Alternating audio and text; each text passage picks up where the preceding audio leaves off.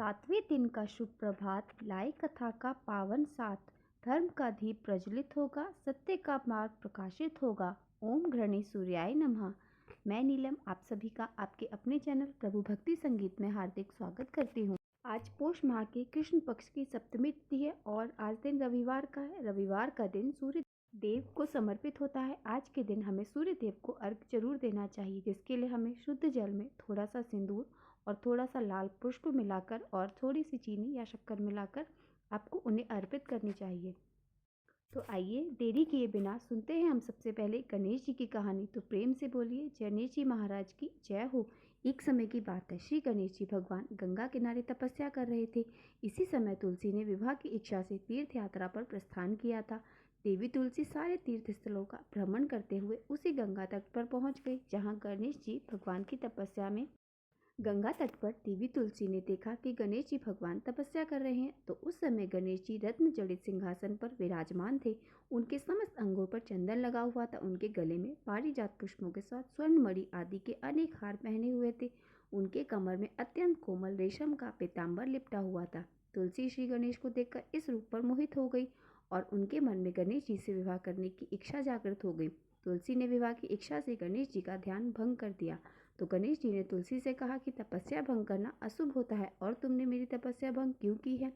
तो तुलसी कहने लगी कि मैं तुमसे विवाह करना चाहती हूँ। तो गणेश जी भगवान जी बोले कि मैं तो ब्रह्मचारी हूँ और आपके विवाह के प्रस्ताव को नामंजूर करता हूँ। तो इस तरह गणेश जी भगवान के मना करने पर तुलसी बहुत ही दुखी हो गई और आवेश में आकर श्री गणेश कहने लगी कि तुम एक तो क्या, तुम्हारे तो दो दो विवाह होंगे। तो तुलसी द्वारा इस तरह के वचन सुन के गणेश जी को बहुत गुस्सा आ गया। तो गणेश जी भगवान क्रोधित होकर कहने लगे कि तुलसी, तुम्हारा विवाह भी एक असुर से होगा। एक राक्षस की पत्नी होने का श्राप सुनकर तुलसी ने श्री गणेश से माफी मांगी। तब गणेश जी भगवान ने कहा कि तुम्हारा विवाह शंखचूड़ नामक राक्षस से होगा, किंतु फिर भी तुम भगवान विष्णु और श्री कृष्ण को प्रिय होने के साथ साथ कलयुग में जगत के लिए जीवन और मोक्ष देने वाली होगी। पर मेरी पूजा में तुलसी चढ़ाना अशुभ होगा। तभी से कहा जाता है कि भगवान श्री गणेश जी की पूजा में तुलसी वर्जित होती है, इसलिए गणेश जी की पूजा में तुलसी को नहीं इस्तेमाल किया जाता है। तो प्रेम से बोली गणेश जी महाराज की जय हो। तो आज रविवार का दिन है, तो आइए आज हम सुनते हैं श्री सूर्य नारायण भगवान की एक बड़ी ही सुंदर कथा।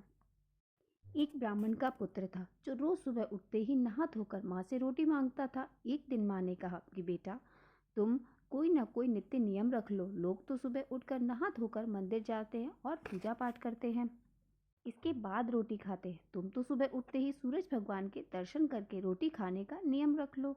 तो उसके बेटे ने ऐसा ही किया और थोड़े दिन हो गए और एक दिन सूरज भगवान ने कहा कि मैं इसकी परीक्षा लेकर देखता हूँ कि यह सच्चे मन से मेरा दर्शन करता है या नहीं। एक दिन सूरज भगवान बादल में छुप गए। वह सूरज भगवान का दर्शन करने के लिए घर से निकल के जंगल में निकल जाता है और सूरज भगवान को ढूंढते ढूंढते शाम हो जाती है। उधर चार चोर चोरी करके जंगल में चारों में बांटने के लिए रुक जाते हैं। सूरज भगवान कहते हैं कि यह तो मेरा सच्चा भक्त है। पूरा दिन हो गया और मुझे इसने बिना देखे इसने अन्न तक नहीं खाया और भूखा प्यासा जंगल में घूम रहा है। उसे भूखा प्यासा देखकर सूरज भगवान उसे बादल फाड़ के दर्शन देते हैं। सूरज भगवान को देखते ही ब्राह्मण का पुत्र कहता है कि दिख गया दिख गया। उधर चारों चोर चौंक जाते हैं कि इस लड़के ने हमें धन बांटते हुए देख लिया है। तो वो चारों जाते हैं और उसे पकड़कर ले आते हैं कि तुमने क्या देखा है जो तुम चिल्ला रहे हो, दिख गया दिख गया। चारों चोर बोलते हैं कि दिख गया तो दिख गया, लेकिन तुम किसी के पास चुगली नहीं खाना। आधा धन लेकर तुम चले जाओ। ब्राह्मण का पुत्र आधा लेकर धन लेकर घर आ गया। माँ ने कहा कि बेटा, तुम पूरा दिन कहाँ गए थे, अब तो ऐसा नियम मत रखना। बेटे ने कहा, माँ तुम दरवाजा तो खोलो, मेरे ऊपर सूरज भगवान प्रसन्न हुए, इतना सारा धन लेकर आया हूँ। तो ये कहावत है कि नियम रखना तो ब्राह्मण के पुत्र जैसा सच्चे मन से रखना। हे सूर्यदेव भगवान, जैसे आप उस बालक पर प्रसन्न हुए, उसी तरह आप सब पर प्रसन्न होना, सबके कष्टों को हरना और सबकी हर मनोकामना को पूर्ण करना। बोलो सूर्य नारायण भगवान की जय हो। अब हम सुनते हैं आज के अगले अध्याय का महात्मा। आज के अध्याय में डिंडी ने श्री ब्रह्मा जी से पूछा, हे ब्राह्मण, आपने आदित्य क्रिया योग को मुझे बतलाया, अब आप यह बतला के कृपा करें कि भगवान सूर्य उपवास से कैसे प्रसन्न होते हैं। उपवास करने वालों के लिए क्या क्या नियम है, क्या क्या त्याज्य है, आराधना में क्या क्या करना चाहिए, इनका आप विस्तार पूर्वक वर्णन कीजिए। डिंडी की बात सुनकर श्री ब्रह्मा जी इस प्रकार बोले कि हे दिन दिन भगवान सूर्य पुष्प आदि द्वारा पूजन करने से ही प्रसन्न हो जाते हैं और उत्तम फल देते हैं। पापों से रहित होकर सद्गुणों का आश्रय ग्रहण कर सभी भोगों का परित्याग करना है उपवास कहलाता है। अतः ऐसे उपवास से क्यों मन नहीं मनवांछित फल प्राप्त होगा। 1 रात 2 रात 3 रात या नग्न व्रत करने वाला निष्काम होकर उपवास कर मन वचन और कर्म से सूर्य नारायण की आराधना में यदि तत्पर रहे तो ब्रह्मलोक को प्राप्त कर सकता है। यदि साधक किसी कामना से दत्तचित्त होकर भगवान सूर्य की उपासना करता है तो प्रसन्न होकर भगवान उसकी मनोकामना को पूर्ण अवश्य करते हैं। अंधकार का नाश करने वाले जगदाता सूर्य नारायण की तन्मयता पूर्वक आराधना के बिना किसी प्रकार की सिद्धि नहीं मिलती। अतः पुष्प धूप चंदन निवेद्य आदि से भक्ति पूर्वक सूर्य की पूजा और उनकी प्रसन्नता के लिए उपवास करना चाहिए। उत्तम पुष्प के ना मिलने पर वृक्षों के कोमल पत्ते अथवा दुर्वाकर से ही पूजन कर लेना चाहिए। पुष्प फल पत्र जो कुछ भी यथाशक्ति मिले उसे ही भक्ति और श्रद्धा के साथ भगवान सूर्य को अर्पण करना चाहिए। इससे भगवान सूर्य को अतुल तुष्टि प्राप्त होती है। सूर्य नारायण के मंदिर में सदा झाड़ू देने पर धूलि में जितनी कणिकाएं होती हैं उतने समय तक सूर्य के समान वह स्वर्ग में रहता है। मंदिर के छोटे से भाग का भी मार्जन करने पर अर्थात साफ सफाई करने पर उस दिन के पाप से व्यक्ति को मुक्ति मिल जाती है। जो गौ में से मृतिका अथवा धन्य धातुओं के चूर्ण से मंदिरों में उपलेपन करता है वह विमान पर चढ़कर सूर्य लोक में जाता है। मंदिर में जल से छिड़काव करने वाला वरुण लोक में निवास करता है।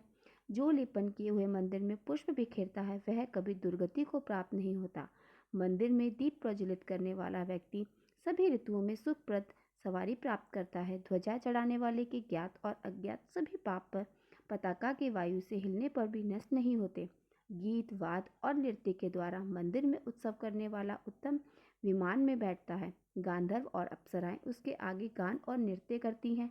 जो मंदिर में पुराण का पाठ करता है उसे श्रेष्ठ बुद्धि की प्राप्ति होती है और वह जाति स्मर अर्थात सभी जन्मों की बात जानने वाला हो जाता है।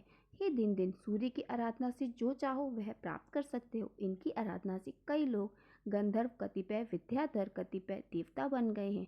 देवराज इंद्र ने इनकी आराधना से ही पद प्राप्त किया। ब्रह्मचारी गृहस्थ और वानप्रस्थ और स्त्रियों के यही उपस्थित सन्यासी भी इनके अनुग्रह से ही मुक्ति को प्राप्त होते हैं क्योंकि यही मोक्ष के द्वार भी हैं। इस तरह सभी वर्ण और आश्रमों के आश्रय और परम गति भगवान सूर्य ही हैं। हे दिन दिन अब मैं काम्य उपवास और फल सप्तमी का वर्णन करता हूँ। फल सप्तमी का व्रत करने से सभी प्रकार के पाप नष्ट हो जाते हैं और सूर्य लोक की प्राप्ति होती है। भाद्रपद मास की शुक्ल चतुर्थी को आयोजित व्रत कर पंचमी को एक बार भोजन करें। षष्ठी को जिद क्रोधित जितेंद्रिय होकर पूर्ण उपवास करें और फिर भक्ति के साथ सभी सामग्रियों से सूर्य नारायण की पूजा करें। रात में भगवान सूर्य के सम्मुख पृथ्वी पर शयन करें। सप्तमी को सूर्य भगवान का ध्यान करते हुए प्रातः उठकर स्नान पूजन करें। खजूर नारियल आम मातु लुंग आदि निवेद का भोग लगाए और ब्राह्मणों को दे तथा स्वयं भी प्रसाद के रूप में ग्रहण करें। यदि फल न मिले तो शाली अर्थात चावल का या गेहूं का आटा लेकर उसमें गुड़ मिलाएं और घी में पकाकर उनका ही भोग भगवान सूर्य को लगाएं। फिर हवन कर ब्राह्मणों को भोजन कराएं। इस प्रकार 1 वर्ष तक सप्तमी का व्रत कर अंत में उद्यापन करें। गोमूत्र गोमय गोदुकू का जल श्वेत मृतिका तिल और सरसों का उपटन दुर्वा के गौ के सिंग का चल चमेली के फूल का रस इनसे स्नान करें और इनसे ही प्राशन करें। यह सभी पापों का हरण करने वाले हैं। सभी प्रकार के फल भूमि धान्य युक्त भवन बछड़े के साथ गोम वुदुम के साथ ताम्र पात और श्वेत वस्त्र ब्राह्मणों को दें। जो शक्ति संपन्न हो चांदी अथवा आटे के पेटक अथवा 2 वस्त्र दे। सोना और रत्न वस्त्र आचार्यों को दे। ब्राह्मणों को भोजन कराएं। इस प्रकार व्रत को संपन्न करें। यह फल सप्तमी का विधान कहा गया है। यह अतिशय पुण्यमयी सप्तमी सभी पापों को नाश करने वाली है। इस दिन उपवास कर मनुष्य सूर्य लोक को प्राप्त करता है। वहाँ देव गंधर्व और अप्सराओं के साथ पूजित होता है। इस व्रत को जो करता है वह दरिद्रता और सभी प्रकार के दुखों से मुक्त हो जाता है। इस व्रत के करने से ब्राह्मण मुक्ति क्षत्रिय इंद्रलोक वैश्य कुबेर लोक में निवास करता है। शूद्र इस व्रत के प्रभाव से द्विजवंती अगले जन्म में वैधव्य प्राप्त नहीं करते। इस फल सप्तमी को समस्त वांछित पदार्थों को प्राप्त करने वाली चिंतामणि के समान समझना चाहिए। इस फल सप्तमी की कथा के श्रवण अथवा व्रत करने से सभी इच्छाएं पूर्ण हो जाती हैं। अब जानिए रहस्य सप्तमी व्रत के दिन त्याज्य पदार्थ का निषेध तथा व्रत के विधान और फल के बारे में। श्री ब्रह्मा जी कहने लगे, दिन दिन अब मैं रहस्य सप्तमी व्रत का विधान कह रहा हूँ। इस व्रत के करने से अपने से आगे आने वाली 7 पीढ़ी तथा पीछे की 7 पीढ़ी के कुलों का उद्धार हो जाता है। जो इस व्रत का नियम से पालन करता है उसे पुत्र, धन, आरोग्य, विद्या, विनय, धर्म तथा अपाय वस्तुओं को भी प्राप्ति हो जाती है। इस व्रत के नियम इस प्रकार हैं। सब में मैत्री भाव रखते हुए भगवान सूर्य का चिंतन करते रहें। मनुष्य को व्रत के दिन न तेल का स्पर्श करना चाहिए, ना ही नीला वस्त्र धारण करना चाहिए, ना ही आंवले से स्नान करना चाहिए, किसी कलह से तो बिल्कुल नहीं रहना चाहिए। इस दिन नीला वस्त्र धारण करके जो सत्कर्म करता है वह निष्फल हो जाता है। जो ब्राह्मण इस व्रत के दिन एक बार नीला वस्त्र धारण कर ले तो उसे उचित है कि स्वयं की शुद्धि के लिए उपवास करके पंचगव्य प्राशन करे, तभी वह शुद्ध हो सकता है। यदि अज्ञानवश नील वृक्ष की लकड़ी से कोई ब्राह्मण दंत अधावन अर्थात दातुन कर लेता है तो वह तो चंद्रायन व्रत करने से ही शुद्ध हो सकता है। इस दिन रोमकूप में नीले रंग के प्रवेश करने मात्र से 3 कृष्ण चंद्रायन व्रत करने से शुद्धि संभव है। जो व्यक्ति प्रमाशवश नील वृक्ष के उद्यान अर्थात बगीचे में चला जाता है वह पंचगव्य प्राश से ही शुद्ध होता है। जहाँ नील एक बार बोई जाती है वह भूमि 12 वर्ष तक अपवित्र रहती है। रहस्य सप्तमी व्रत के दिन जो तेल का स्पर्श करता है उसकी प्रभार्य नष्ट हो जाती है, अतः तेल का स्पर्श नहीं करना चाहिए। इस तिथि को किसी के भी द्रोह और क्रूरता भी नहीं करनी चाहिए। इस दिन गीत गाना, नृत्य करना, वीणा आदि वाद्य यंत्र बजाना, शव देखना, व्रत में हंसना, स्त्री के साथ शयन करना, भूत कीड़ा रोना, दिन में सोना, असत्य बोलना, दूसरों के अनिष्ट का चिंतन करना, किसी भी जीव को कष्ट देना, अत्यधिक भोजन करना, गली कचों में व्यर्थ ही घूमना, दंभ, शोक, थता तथा क्रूरता, इन सभी का प्रयत्न पूर्वक परित्याग कर देना चाहिए। इस व्रत का आरंभ चैत्र मास में करना चाहिए। व्रत करने वाले मनुष्य को चाहिए कि वह चैत्र मास में धाता, अयुर्थ, इंद्र, विश्वावन, पर्जन्य, पूषा, भग, त्वष्टा, विष्णु तथा भास्कर इन द्वादश सूर्य का क्रमश पूजन करें। प्रत्येक सप्तमी के दिन भोजन ब्राह्मण को घी के साथ भोजन करा उसे घी सहित पात्र एक माशा स्वर्ण और दक्षिणा दान में देनी चाहिए। यदि भोजन न मिल सके तो श्रेष्ठ ब्राह्मण को ही भोजक की भांति भोजन कराकर वही वस्तुएं दान में देनी चाहिए। हे दिन दिन, इस प्रकार मैंने सप्तमी के इस महात्म का वर्णन किया जिसके श्रवण मात्र से सभी प्रकार के पाप नष्ट हो जाते हैं और सूर्य लोक की प्राप्ति होती है। सुमंतु बोले, हे राजन, इतना कहकर ब्रह्मा जी अंतर ध्यान हो गए और दिंडी भी उनके द्वारा बताए गए इस व्रत के अनुसार सूर्य नारायण का पूजन करने अपने मन वांछित फल को प्राप्त करने में सफल हुए और भगवान सूर्य के अनुचर हो गए।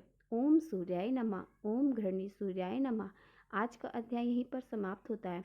अगले अध्याय में आप जानेंगे शंख और द्विज, वशिष्ठ और साम तथा याज्ञवल्क्य और ब्रह्मा जी के संवाद में आदित्य की आराधना का महात्मा कथन और भगवान सूर्य की ब्रह्मा रूपता का वर्णन, जिसे कथा के माध्यम से आपको बताया जाएगा।